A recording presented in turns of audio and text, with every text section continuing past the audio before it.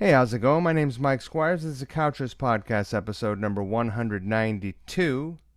I'm my guest, Tim Ripper Owens, former lead singer of Judas Priest, made a couple studio records and some live records during the period of time that Rob Halford was absent from the band's lineup.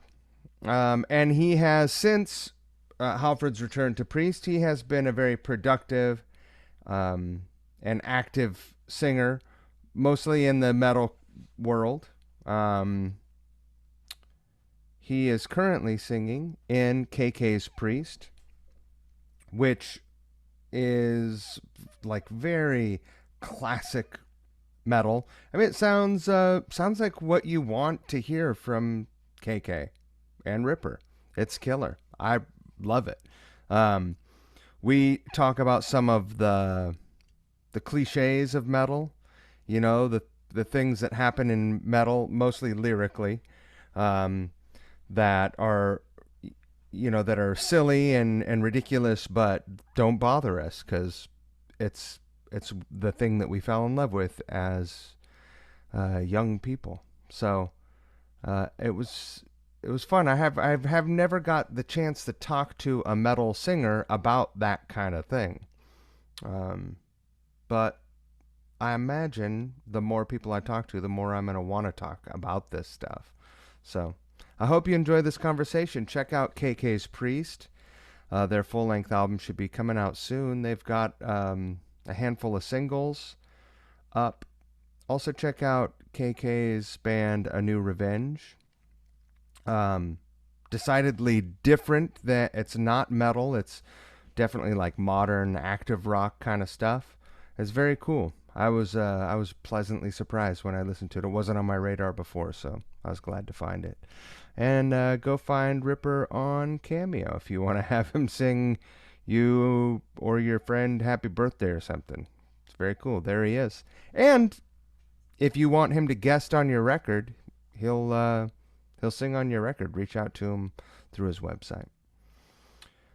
I hope you enjoy this conversation as much as I did. I want to thank Variety Coffee Roasters in Brooklyn, New York. Variety Coffee Roasters, I drink it every morning. I want to thank them for their support of the podcast.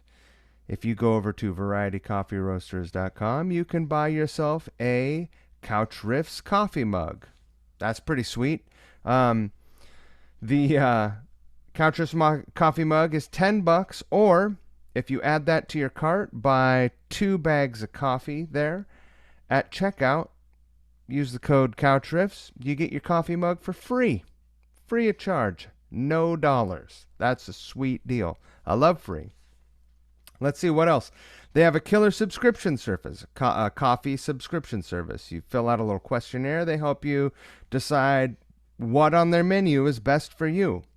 And then you can decide if you would like to have them ship automatically to you every week, every 2 weeks, or every month. And that is sweet. So thank you, Variety Coffee Roasters. You guys are fucking awesome. Thank you to River City Guitars in Spokane, Washington for your support of Couch Riffs.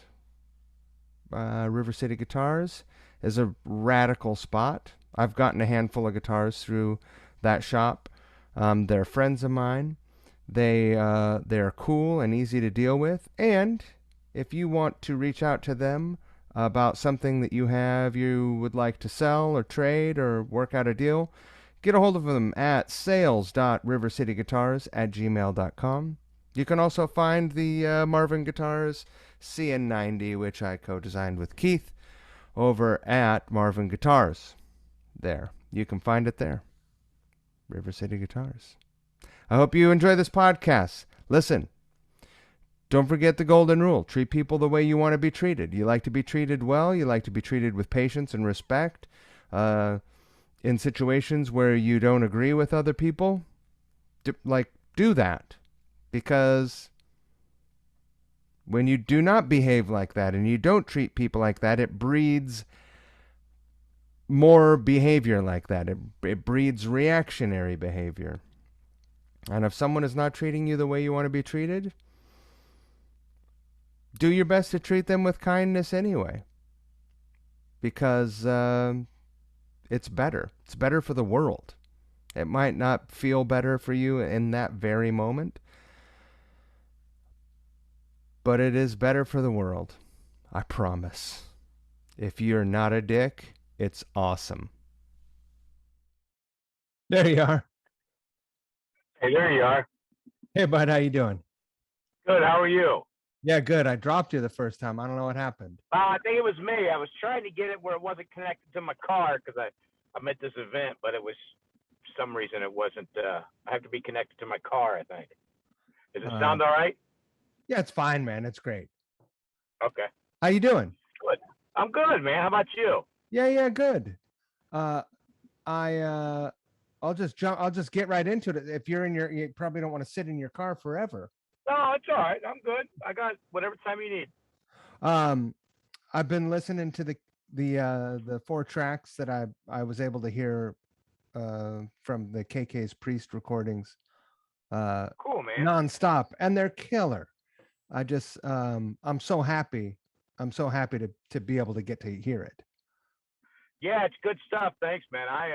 The record's got a little bit of everything on it, so it's kind of cool to put, a couple straight up metal tunes right at you right away, and then it comes back with some, the raise your fist in the air kind of stuff, have some fun, right. And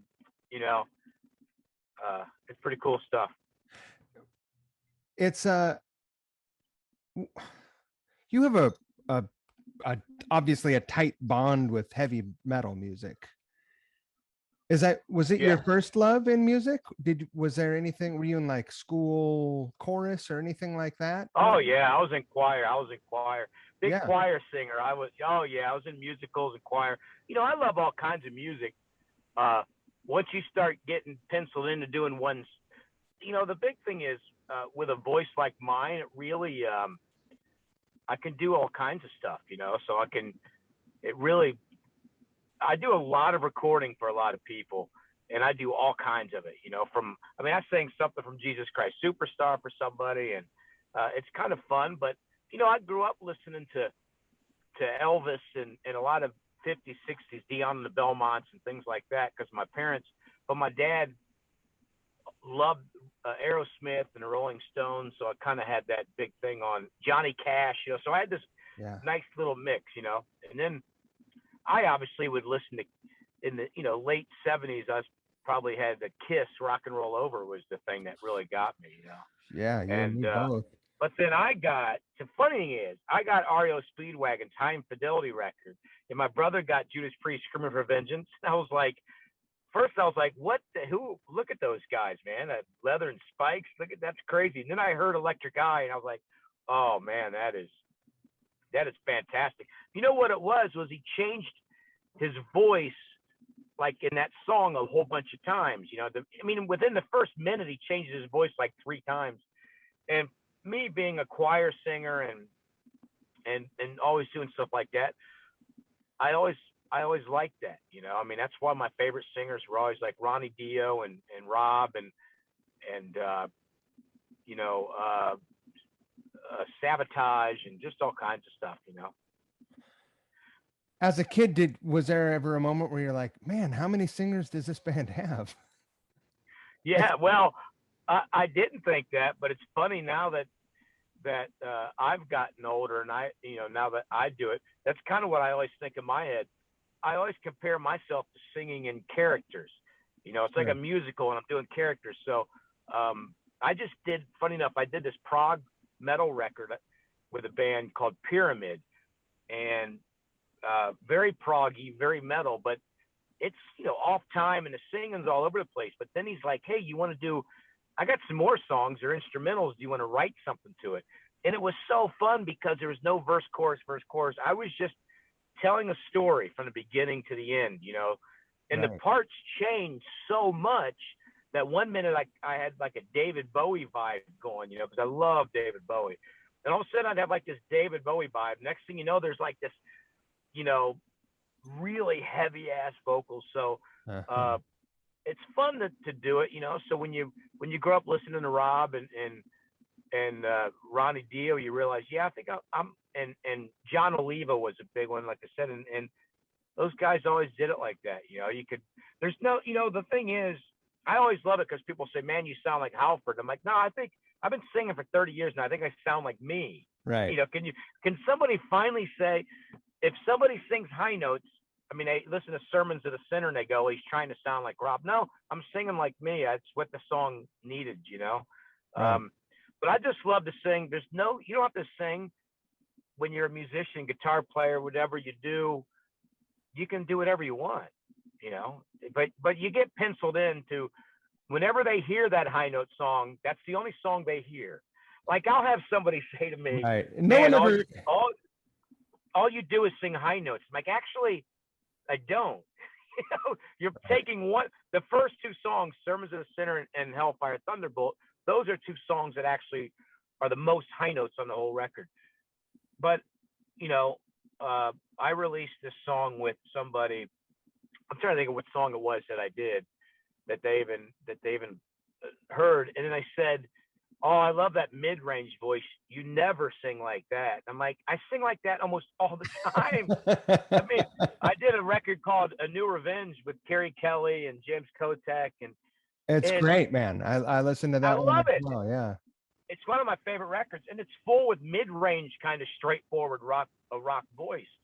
And I'm like, where have you, and this guy's a good fan. He's always on my Facebook pages. I'm like, where have you been? I mean, he said, I haven't heard that voice since Demolition, and that was 2001. I'm like, I've released like 50 records since then.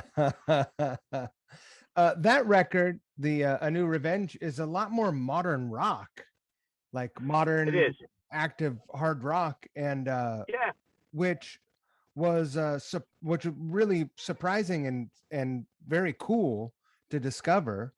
I loved it. And, you know, you got Kerry doing it. And the great thing about Kerry, he's a fantastic musician. Yeah. And he wasn't in Night Ranger yet then when we wrote it, but he was with, like, I think he was jamming with, like, Tom Waits. But, you know, he comes from Alice Cooper and he comes from Slash the Snake Pit. And, you know, so when you come from things like that, you could hear those influences to me on that record. I hear a lot of, like, you know, influences like that, you know. So I think he was in Nicky. Well, I can't remember the bands he was in. Did he play with Alice Cooper? He played with Alice Cooper, yeah. And I hear all that stuff, and it was great to do it. The best part is I still sing like me, but it's different melodies and different music. So people are like, "I've never heard you sing like that." I'm like, "Well, you've never heard me sing like that to that kind of music. You've heard me sing like that." I love that record. You know what's great about it? You know, I'll do. You know, there's songs on KK's Priest I could play for people, like Brothers of the Road and stuff. I always say this. You always want songs to play for people who don't listen to music and would think that Judas Priest is Satan, or, you know, they're like, I love when people say Judas Priest is way too heavy and they scream all the time. Like, dude, they're like Burger King commercials now. I mean, you got anything coming? And the same people would say to me, yeah, I never liked Judas Priest because they're screaming kind of music. But one of the favorite bands is AC/DC. And I'm thinking, I'm missing something here. I mean, yeah, you know. But the thing about A New Revenge was someone who doesn't like a heavy metal kind of stuff or something, because I've done like 3 Tremors. That is so far. It's like an old school over the top metal. Everything about it is over the top. Cheesy. It has cheesiness written all over it. But that's what it's supposed to do, you know? That's the fans are supposed to get. Well, I can't play that for somebody's grandma or something, you know? So sure. It's like A New Revenge is just a great record. One of the best reviewed records I've done, too. It's pretty cool. And it's funny that we say that, because when Brothers of the Road came out, one of my friends said, man, I'm trying to think about what this song sounds like.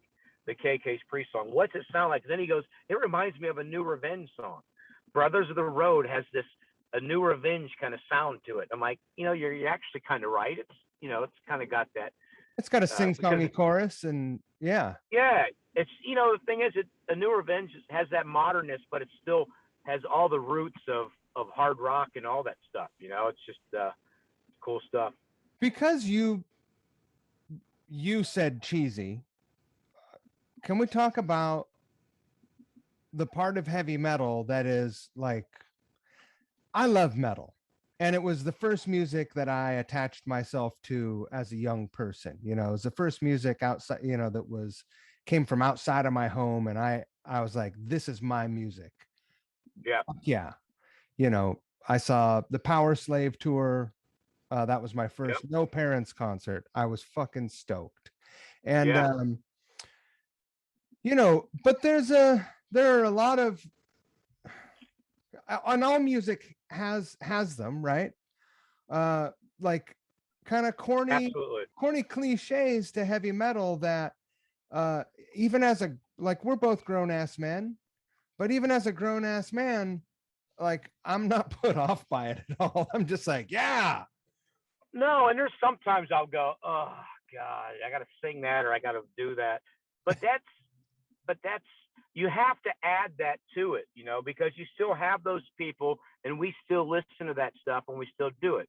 I mean, Judas Priest is, you look at that band and they're you know, I mean, not everybody in the band is in their 70s now, but there's 70-some-year-old grown men up there in those leather outfits, you know, and there's some people go, right. Oh my God, well, but that's Judas Priest. You know what though? You nailed it. Cheesiness is, I say it, it doesn't bother me because cheese, you know, got me nominated for a Grammy and pays my bills. So it's kind of, yeah. But it's not a bad cheesy. All music is. I mean, you look at rap music and you go, I mean, how cheesy is that in their way, where they're throwing money around and they're wearing these outfits that are, you know, to the same way of heavy metal. I mean, it's rap and country the same way. There's, you know, they write a song about a red Solo cup and it becomes a hit, you know? So, I mean, but that's the great thing about it. What I said about heavy metal, which is cool, we can write about anything. Sometimes it's cheesy.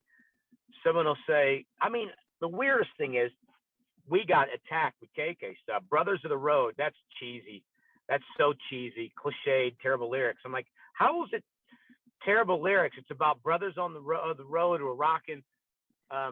It's a song about heavy metal. I mean, it's a self-realized song. You know, to me, I write a lot of normal life songs, right? I like what's going on in the world, what's going on in my life, what's going on in somebody's life who's, you know, I tend to lean more towards that. But then I'll always throw in songs about a vampire or a zombie or an alien, or, you know what I mean? And to me, you know, some people don't listen. Writing about Dungeons and Dragons is cheesy to me. Writing about Brothers of the Road isn't cheesy, but you know, everybody looks at it different, you know, and that's kind of it. But I look at all these musical genres and everybody, there's cheesiness in all of it. I mean, it's just what it is.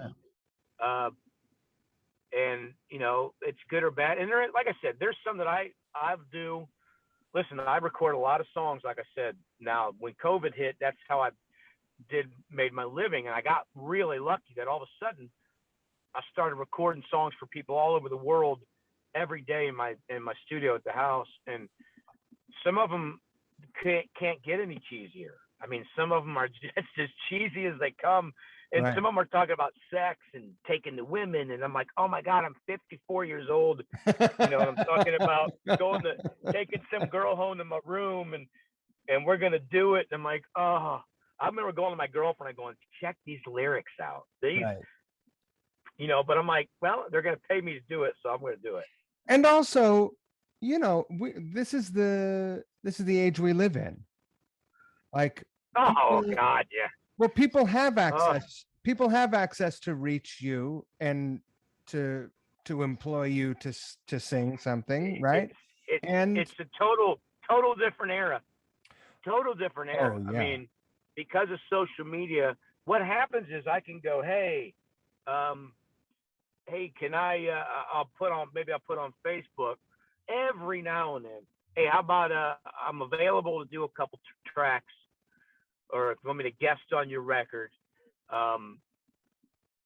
email me and we'll talk about it. And the prices will be all different. If it's a label and it's an established band, the price is going to be way up there.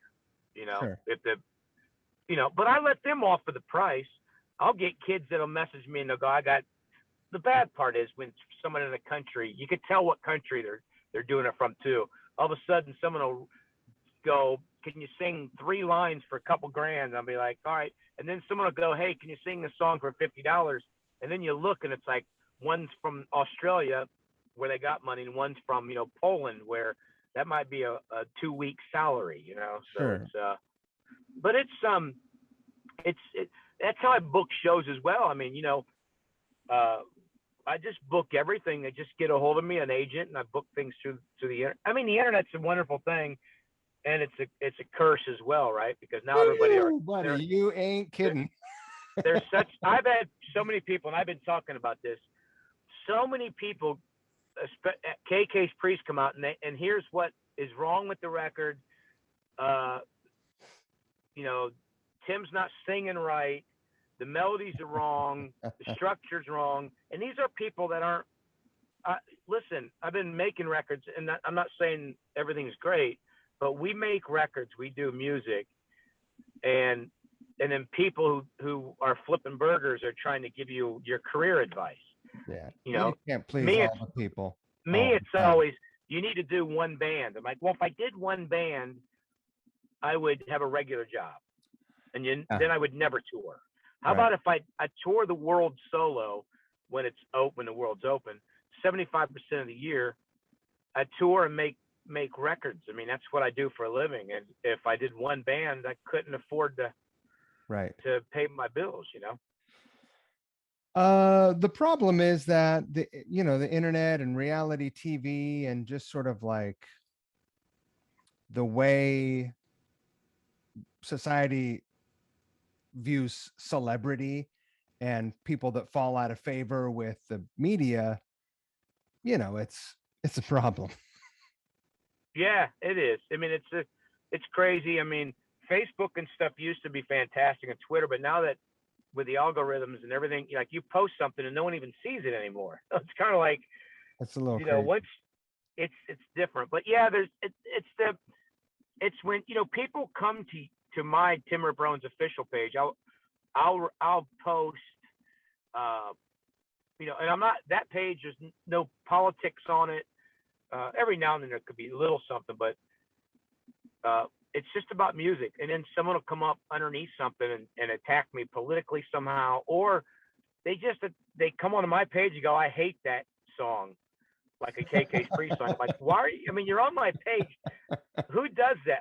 You know what I do? I show my kids what these people do, and I say, "Look, this is what you don't do." I mean, this is, you don't.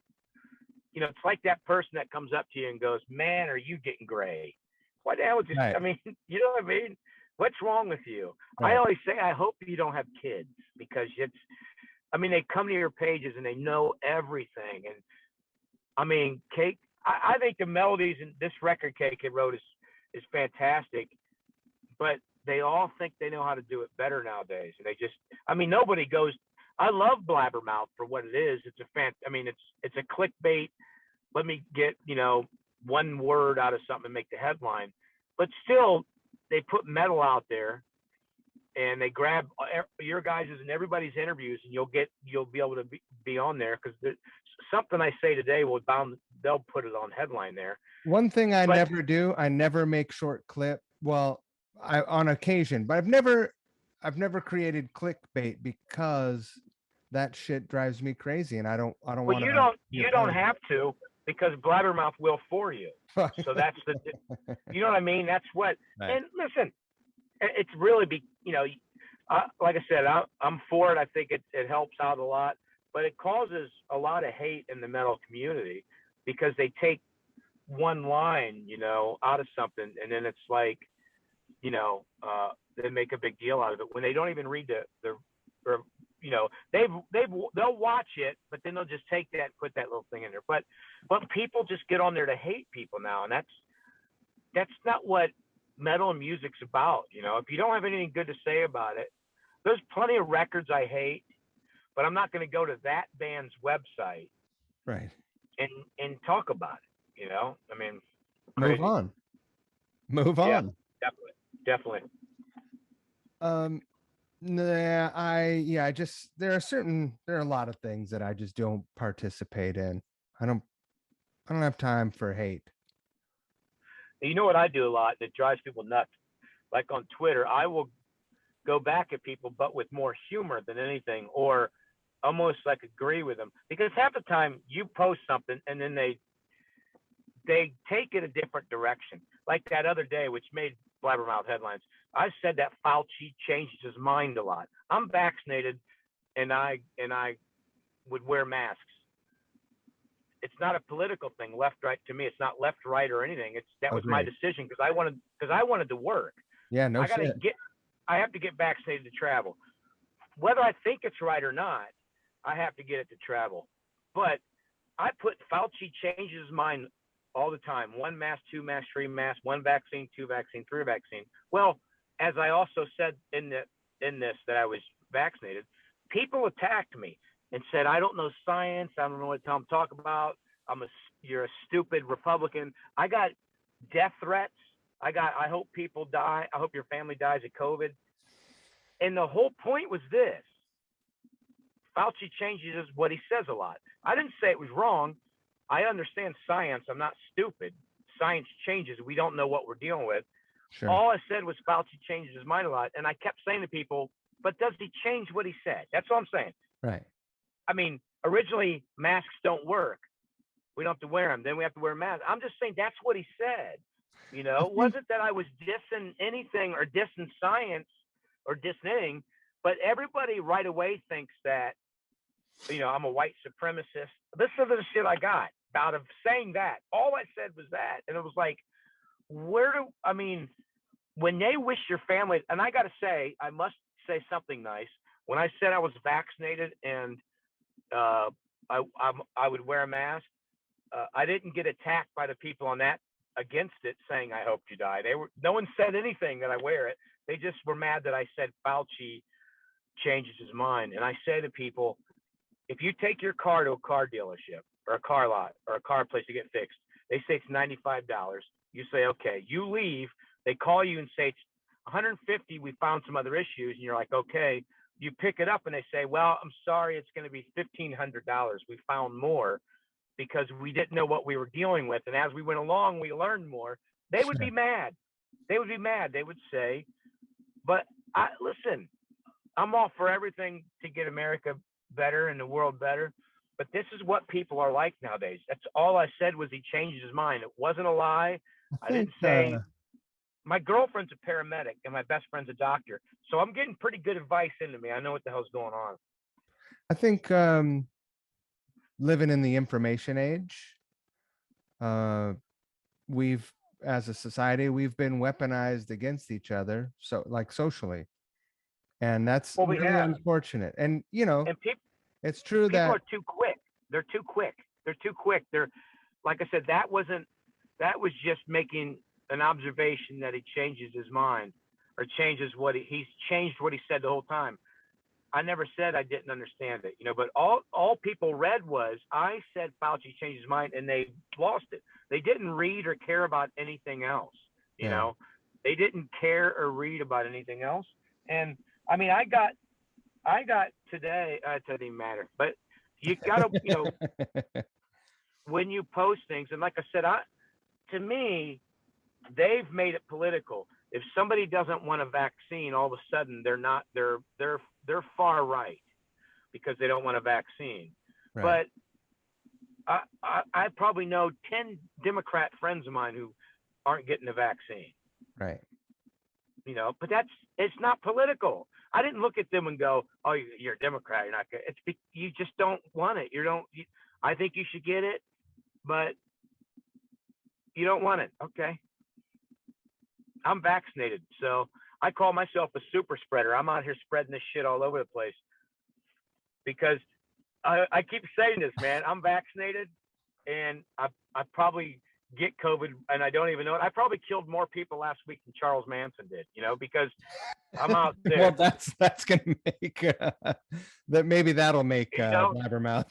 It's just funny though, right? But listen, it's all easy. No one has to look at things negative all the time. It's just like read the whole thing or don't look into it in a different way. Like I said, if I said grass is green someone would argue with me that it was brown first because it was dirt. Right. And so, I mean, that's just how they look at it. It's like, oh God, people, please, let's all, and that's what's bad about, like you said, the information, you got people arguing with you like, well, you're not a scientist. Well, either are you. I mean, what do you work? I mean, Right.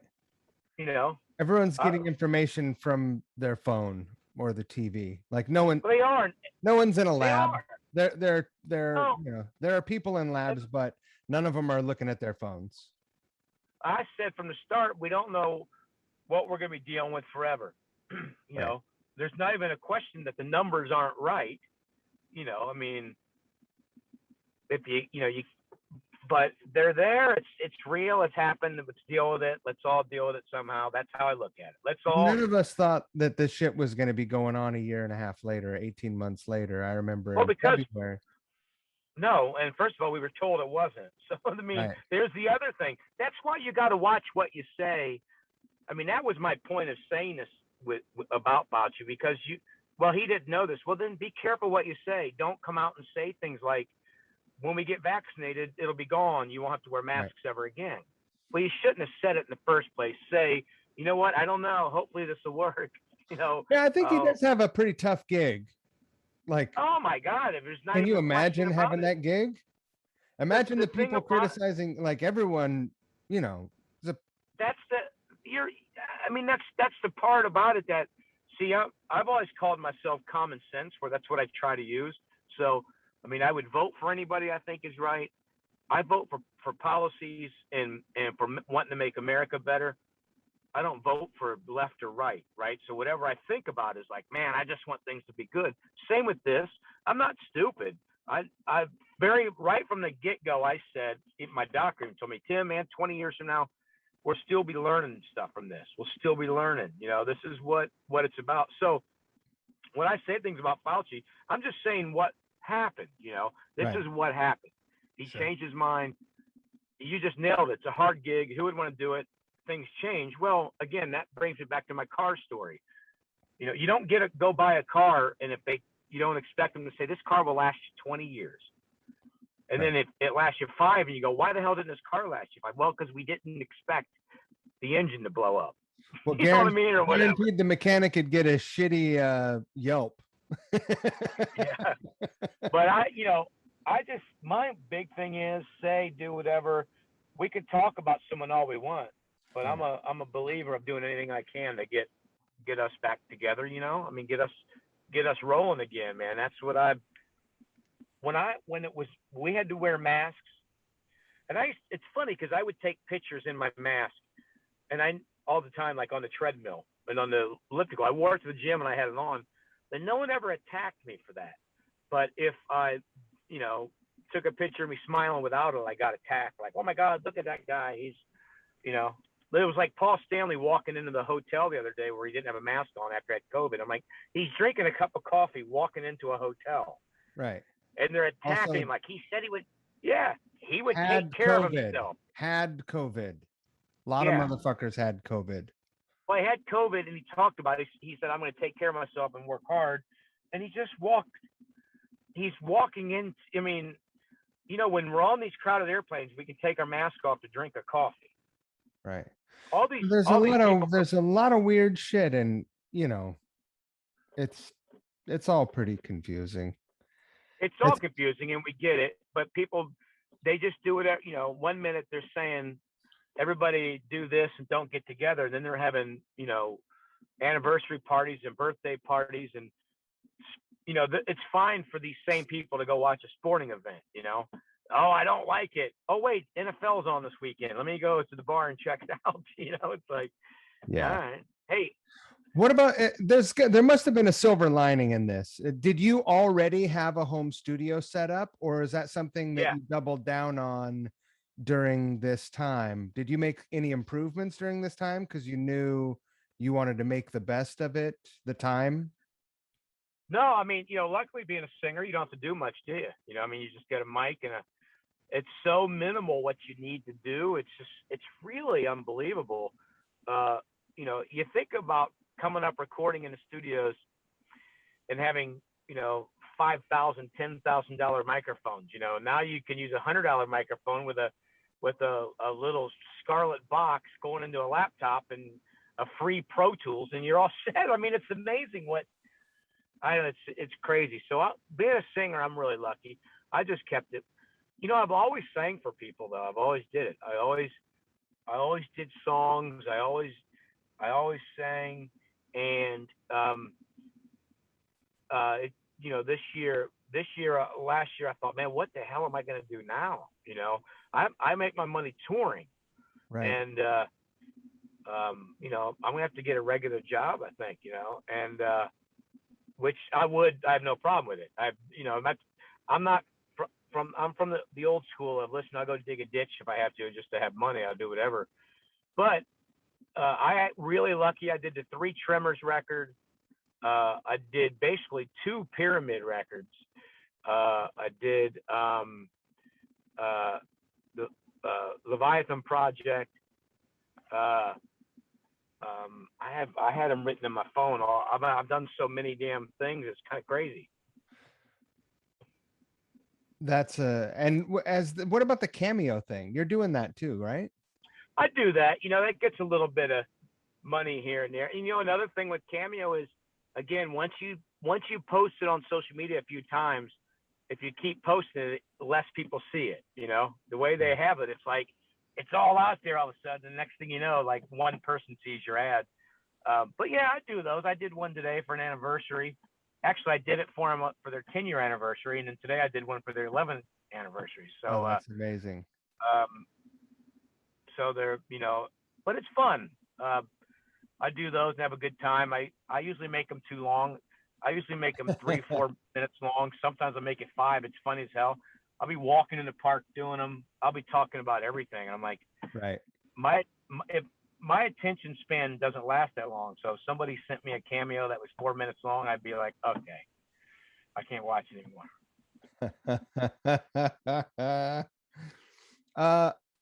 I searching around on Spotify, I found a record that you did, or that was released in 2018. That's all orchestral. You know, it's like dramatic string instruments and orchestra music with you singing. Yeah, I've done a few of those, like musical kind of records, and I'm telling you, I get these people to send me this stuff, and some of it is fantastic. It's like listening to a musical, and it's great. I've done several of those. Oh shit. Yeah, but usually just a song or two. But yeah, you know, it's funny. I have to go to my Wikipedia page to see what I've done, because I don't even know it. You know, in this past year, I started putting in a folder everything I did, and it got about this thick. Right. From this past year. So finally, I just said, all right, I don't even need to do that anymore. I'm just gonna sing on the songs, and yeah, it's you know, for musicians all over the world, different calibers, different types, hardcore, 80s kind of. I did one that was this cool 70s vibe with the organ, and then these musicals like that.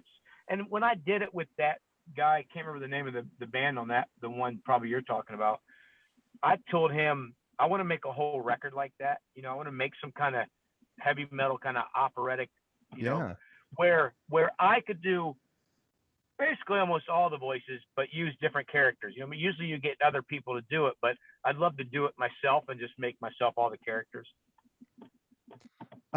Super, super cool. Really cool. What are the plans for touring for KK's Priest? Is it? Oh, we hope, you know, we were going to do it from the start, man. We had, you know, what happened was I went to England beginning of March 2020, recorded my vocals. When I got to the studio, we realized that Les Binks hurt his wrist and he really couldn't do it. And, you know, so we got my buddy and 3 Tremors, Sean, to do the drums. And we just got out of there. I mean, I finished my vocals in you know, second week of March. So before the shutdown, I was just out of there. But we had planned on finishing that, mixing it, and putting the record out months later, and then starting playing the festivals that summer. and then starting to tour, you know. So it really put it way, way behind, obviously. You can't put a record out of a new band like that without, you know, we didn't even take band photos, you know what I mean? So, Right. but now, you know, it comes out October 1st, and, you know, we're just ready to try and figure it out. I think the issue is, you know, I can book solo tours and 3 Tremors tours all I want because they're in small bars, you know, small venues, small theaters, small bars, rock clubs, the typical rock clubs you kind of play all over the world kind of vibe. KK's not going to do that. You know, he's like, we're only playing big venues, big stages, big production. So, you know, I think what'll be great for us is to get on some co-headlining shows with some big acts, to get on some supporting act bill to support some big act. You know, you talk about someone like Kiss or some cool like that, you know, or Sure. Maiden, or just try to get out on the road and do something whenever the time comes. We just don't know when that's going to be now. But I think that's the difference of putting a tour together, is we got to see what the record sales are, and we need to make sure it's on the right venues, you know. But with me, you know, 3 Tremors are going to be touring America all November. I mean, you know, hopefully everybody's vaccinated in the band. But we're going to be touring America all November. But we play like I said, it's easier to book tours, you know. Yeah. You guys coming to New York? Probably. I should get it any day now. That I know it's booked, but I'm certain we're coming to that area. I just played solo. I just played New Jersey and Delaware a while back. And usually I would get up to New York and do that as well, but I didn't on that trip. I'm going to Syracuse, not this weekend, next weekend to go do a show. But we'll be in the city, in that whole area. I would imagine 3 Tremors will be everywhere. You know, Yeah. we're gonna try to do it all month. So we've probably got quite a bit of shows booked. I'm up near Albany, and so I see shows in Albany, Woodstock. I go to the city, and Boston. I can go north too. That's a perfect area. The Chance is the hot spot for metal. The Chance. You never played the Chance? I played the Chance. Yeah. Yeah. Yeah, absolutely played the Chance. Yep. Is that, and what size is that? The Chance Theater, that's in Poughkeepsie. I saw Buckcherry. You know, I saw the Last in That's Line. a perfect there. place. I played there a lot. You know, I actually played there with Judas Priest. Really? Listen, the funny story about that, which now, you know, the owner just passed. Yeah. Right. And the sound man guy just passed a while ago as well in like a motorcycle accident. But they were so great to me. And the last time I was there, I don't know if it was solo or what my show was. The sound man was telling me a funny story. First of all, the owner loved me because he brought Priest into there, and I always signed stuff for him and everything, and we always had a good time. But the sound man goes, "Man, you guys showed up in Judas Priest and you had your own PA." He said, "So you made us take all of our PA out of this place, and I had to put it out back under a tarp, and you guys loaded it." You guys loaded in all your PA into this place. You know, we're driving around with a semi and the tour bus, and we played the Chance in Poughkeepsie. Let me think. Did you in Seattle? I lived in Seattle for a long time, and did you ever play? It's had a million names. It's been called the Off Ramp. It's been called. I know you're talking about that little place there. It's like it's kind of shoebox shaped place with a narrow, you know, like a short room, right, with a tier. Yep, and then it's got upstairs dressing rooms. Yeah, exactly. Now there's a club connected to it. There's a club connected to it that they actually double shows in there now. Yeah. I saw Iron Maiden there. Really? I fucking saw Iron Maiden there in the 90s, because 90s was not a hot time for metal, you know? Just about ready to say, that's why I always tell people I couldn't have joined Judas Priest in the worst time of heavy metal in my life. 1996, you join them, you know, you put your album out in 97 and you tour. And you just said it, all bands, unless you're Pantera or Metallica, you know, most metal bands were playing smaller venues, you know. And some of them were gone. Bands like Rat and Cinderella, Testament, Death Angel, those bands didn't even play at that time. They were like, we're done. We can't even play. I think Exodus was playing. I mean, Yeah, Slayer no, never stops.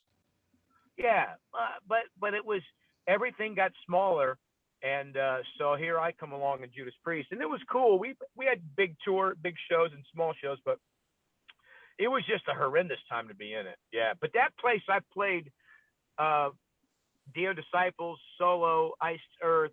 I played their Free Tremors. That's who I played there last time, and it's right off the highway there. Yeah, I can't remember what the place is called now. it was called Sub-Zero for a while. Fuck, I should remember. I lived there for 25, 30 years. Yep. We've talked about Priest here and there, and so far, and I don't want to hound you about stuff that you've talked about a lot, but that was a really important part of your trajectory. Like, how heavy was the responsibility? Like, how heavy was the microphone? You know, well, I didn't feel that bad. I'll tell you the reason was I felt at home with them. We became great friends. They were great to me. Vocally, I was in a peak form to sing stuff. I think I'm a better singer now, but my vocal ability was way better then. It was way easier for me. And I could sing the classic Priest songs, but I could still, even though, like I said, people would call me a harpicon, I could still be myself and be able to do it. I didn't have to try and mimic anybody. I could sing like myself. I knew Rob would come back. Rob needed Judas Priest, and Judas Priest needed Rob, and I knew that was going to happen someday. Maybe not from the start, but I knew, going into the second record, I knew, it's probably going to happen someday. But I didn't feel pressure on me. I just did what I used to just go on stage and sing as good as I can. And I always said, if they don't like me after they see me live, then there's nothing I'll ever do right to make them happy, But, KK used to always say, Tim, the proof is in the pudding. That's what he would tell people. He would say, you just come out. Proof is in the pudding. Come watch it. But it was, I didn't feel it. When the very first night I went on stage, we played the Boathouse in Virginia Beach. And I felt it, I wasn't nervous at all. I felt so at ease and so ready, because vocally that show, I was a well-oiled machine. I was ready to go. So it wasn't like you were tackling material that you'd never done before too, right? Yeah, well, and I did. It's funny because when I was in the tribute band, I did the tribute band because I had an original band, and this was like '93, and Judas Priest wasn't together, and this guy said, well, metal sucks. Why don't you do a Judas Priest tribute band, and you can open up as yourself, right? That was Winter's Bane, the band. And so I did it. But when Judas Priest called me, I was in a band called Seattle.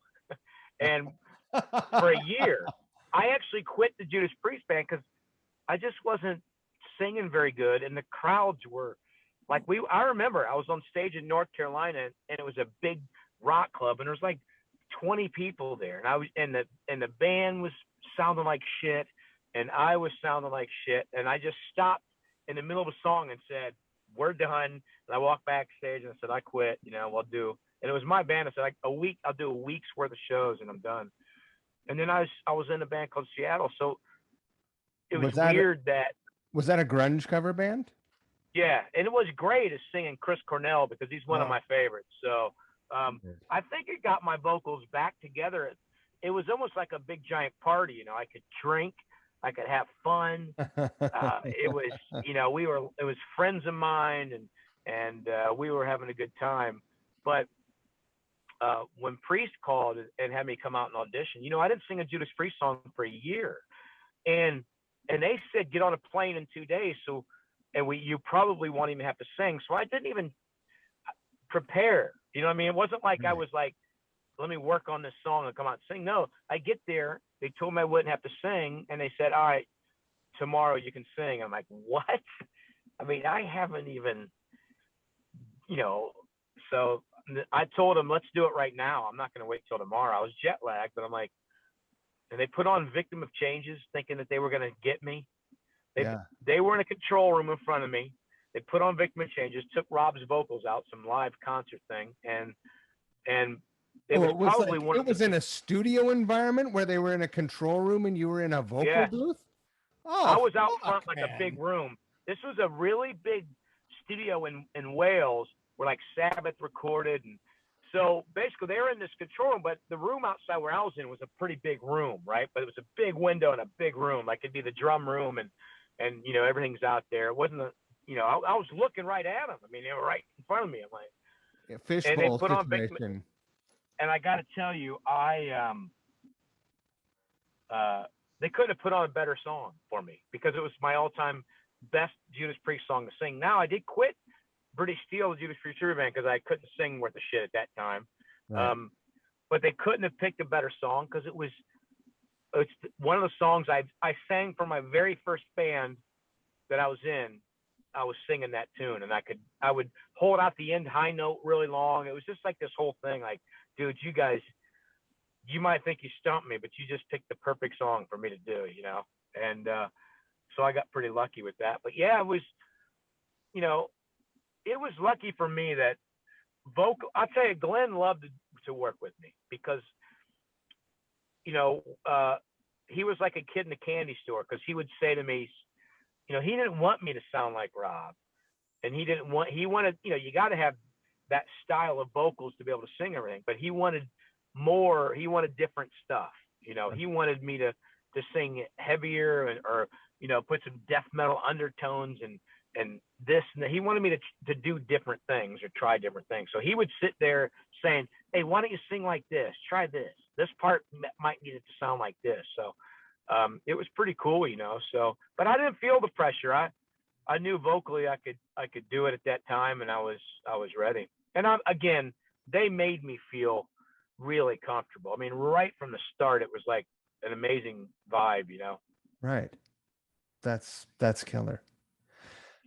What about and when you guys went on the road, the vibe inside was, you know, inside the bus was cool enough that when you got on stage,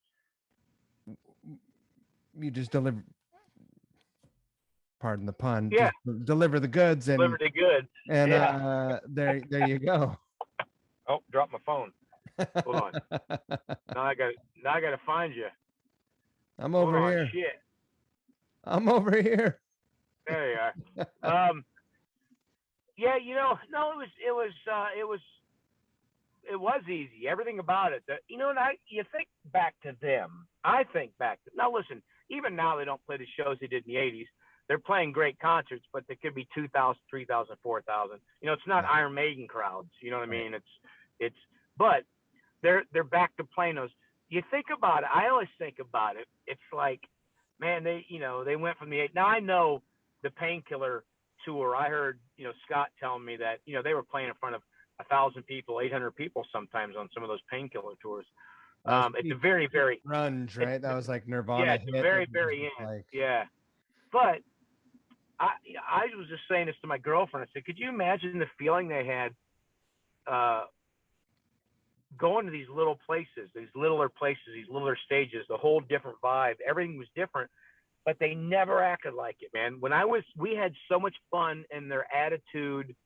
I mean, listen, go back and look at the live concerts that I had compared to the live concerts now. Look at the energy level of the band. Look at Glenn and Ken, and everybody was just had this energy because they were having a good time, you know. I mean, and I say kudos to them because you went from rocking arenas to rocking, you know, Bob's Big Bamboo or something like that, you know. So it was a big change.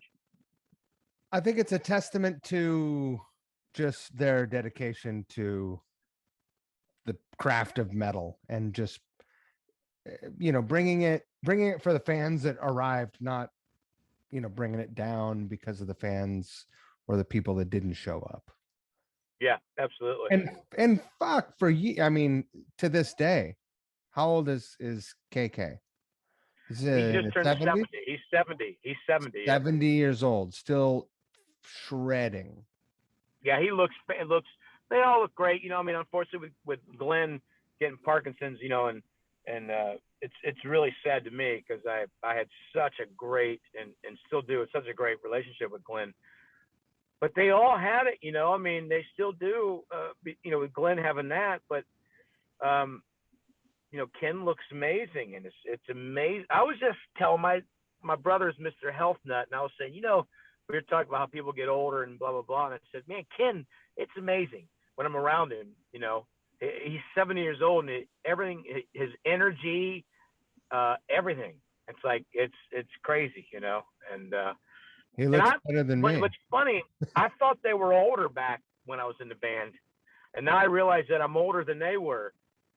Now they were in their upper 40s. I just turned 54 yesterday, and I was laughing. That's when my brother and I was talking. I was laughing, thinking, man, we thought Priest guys were older at that time, and they were in their upper 40s. I mean, that's because you were 20 what? I was 28 when I made the band. So 28 is still like, I mean, it you're is, barely a man, right? People look different now too. You have a different vibe. The world's different now with people getting older. I mean, even athletes. I mean, you look at Tom Brady winning the Super Bowl, and this athlete and that athlete still doing things, and it's different now. And I look at people. I look at my parents in their 70s as well, and I think, man, they look great. Yeah. When was the last time you looked at an NFL card from the 70s? Those guys look 50, and they're 20, and it's their rookie card. Everyone's got a big, thick cookie duster, and they look old as shit. They didn't take care of themselves as much. You had people smoking in the dugouts, and smoking in the. I was just talking about Wilford Brimley. Was that his name? He was in the Quaker Oats guy. Yeah. When he was in Cocoon, he was like 50, and he was the old man in that movie. And he looked old as shit. No, he looked like he was 7. But now, I was just saying, look at William Shatner. How awesome he looks, and he's 90. Jesus. William Shatner's 90, and the dude looks like he's freaking 65. But you know what? Everybody's different. I just think the way our attitude is, I'm not the world's healthiest guy in the world. And it's one thing I've always complained about with the COVID thing as well. We need to harp more on people taking care of themselves, because you're 3 times more likely to get sicker if you're overweight or unhealthy. Right. And not that I'm the world's, because when I was in high school, I was 230 pounds. So I was always, my whole life I have to worry, but I go to the gym every day, every morning, and do the elliptical and do some exercises, or I'll go to the park and walk 5 miles to try and do something a little bit to try to stay a little bit. Yeah. I try to take vitamins every day. I don't really drink. Not that I'm against it. I just really don't. And, I try to do that, because people come up to me and go, man, you look good for 54, especially being a musician. That's surprising. I'm thinking, I mean, what's that mean? But I missed it. If I was in Judas Priest in 1985, then I might look a little shittier, I guess. Well, so from 28 to 54, what do you do different now? Like, what's the most important thing you've learned once you sort of started touring internationally and extensively? You were already gigging a lot, but yeah, I think for me though, I just, first of all, I'm a loner when I go places. Like if I'm on tour, I go to my hotel room and I'm in there until, my brother was laughing. He doesn't even have Facebook, but his kids came over and showed him. He's 2 years older than me. Showed him the Facebook page when Dio Disciples was in Europe touring one time, and they were all the photos of them everywhere, sightseeing, bars, restaurants. I wasn't in one photo, and because I never went one time with them anywhere. I stayed in my room because that's how I have to deal with things. I drink a lot of water. I try to get my sleep.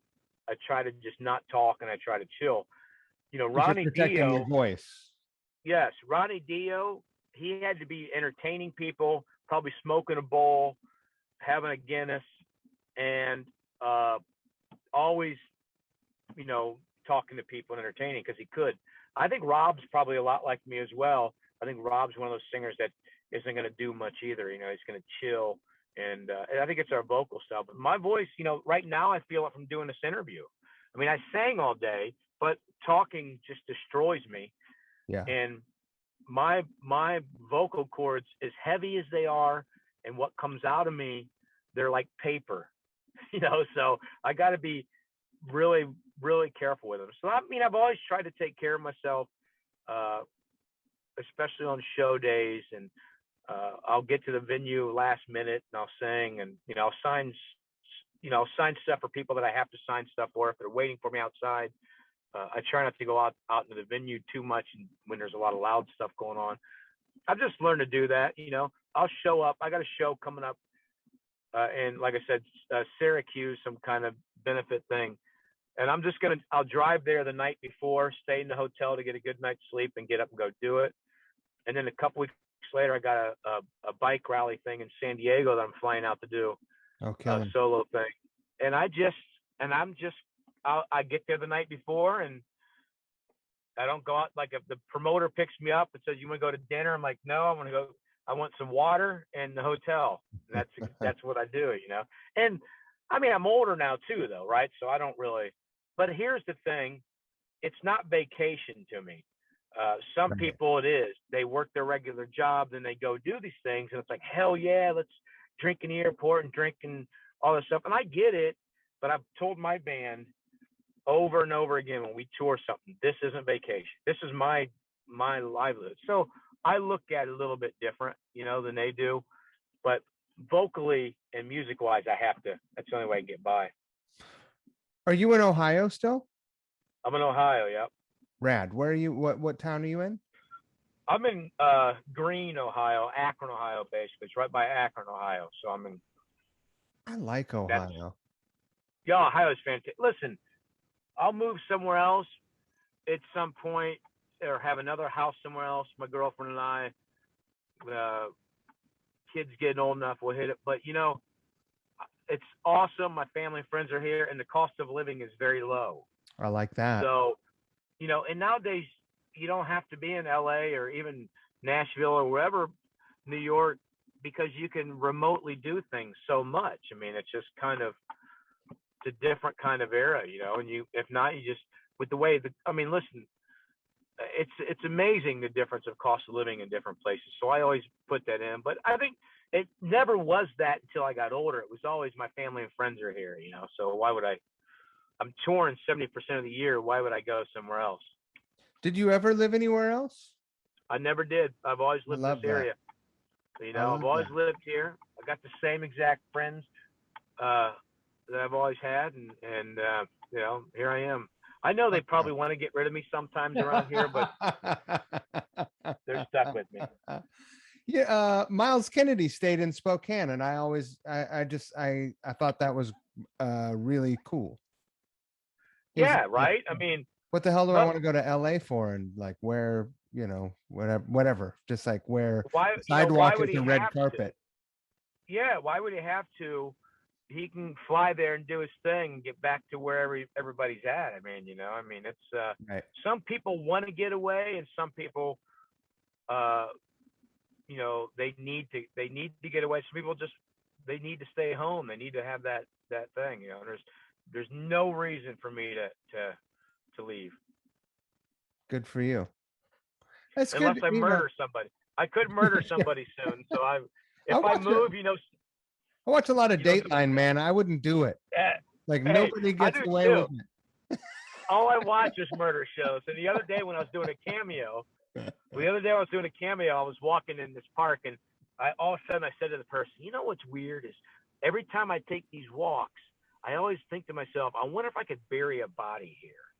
And then I know that in the fall, everything's gonna go down, so they probably find it somehow. But And I'm thinking to myself, I'm always looking at places going, I wonder if they'd ever catch me, because I watch those murder shows all the time. They So catch everyone now, man. They got no, you DNA. They can't. got, you can't, Yep. you know, they're gonna They're get gonna you. get your car leaving. They're gonna get you. There's There's no. a I camera can't get away with everywhere. murder. Big Brother Nope, is can't on get away your with it. ass. Big Brother is on you. Yep. Have to leave the cell phone at home, and that's gonna be tough enough just to do that. I mean, murdering somebody might be easier than leaving the cell phone at home, because they know, how am I gonna text somebody? You probably need to ride your bicycle over there to murder him. Then they won't even take you seriously. Oh, if I murdered them somewhere else, I'd have to get one of those trailers and pull them in the trailer, riding my bike. You cut them up and put them in your backpack. Yeah. This is I'd say, hey, really buddy, degraded. hey, buddy, can I use your car? Yeah, exactly.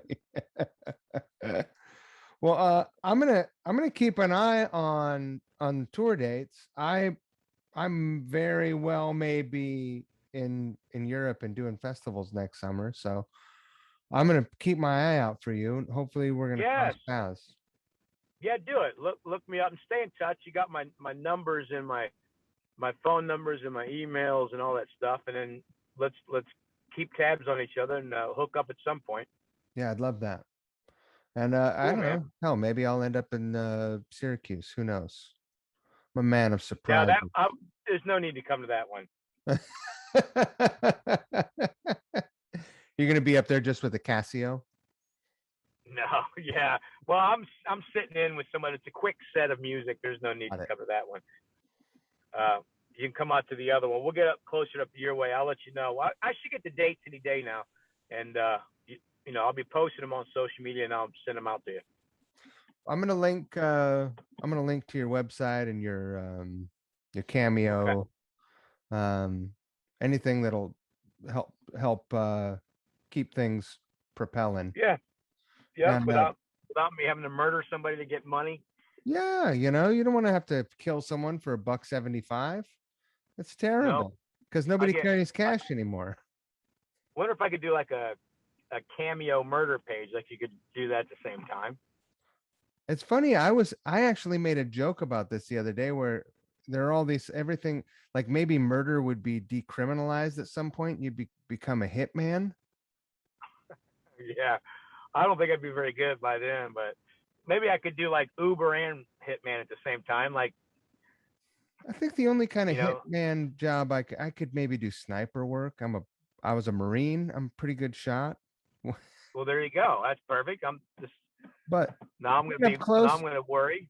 Getting up close on someone and do you know, maybe not my style. I'll probably just better if I just ran him over. Yeah, I'd be like, he didn't seem all that bad. He seemed, I mean, I don't think I could do it. I couldn't do it. No, I would. As long as they're vaccinated, I might be able to do it. Well, man, I really appreciate you giving me so much time, and love the KK's Priest stuff. And thanks, man. Keep it rolling. You got it, buddy. Thanks a lot. We'll do it again. I would love that. Oh, last thing. I bet a fellow like yourself has some pretty good stage shots. Could you send me could you send me a few that I could chop up for a promo post? I will. I appreciate I'll send you a couple. Thank you so much. All right, man. Okay. All right, bud. Have a great evening. Man. All right, thanks. Bye. Later.